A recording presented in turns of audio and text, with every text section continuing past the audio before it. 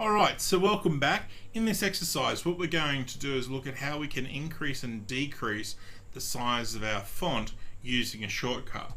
So we can easily just select our heading here, cash sales, and increase and decrease our font size using the increase and decrease font option here.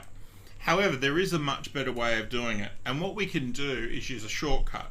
So we've got shortcut, control, open bracket and close bracket. So we can go control left and right bracket. So control right square bracket increases the actual size of the font. Control left bracket will actually decrease the size of the font, and it will change by 1 point at a time. So it's just another tool to sort of help you quickly change font sizes without having to go back to the mouse, make changes on the actual ribbon. So control left and right square brackets, they allow you to increase and decrease font sizes just using your keyboard. Alright, so if you enjoyed that video, please hit the subscribe button, you know what to do, and we'll see you in the next video.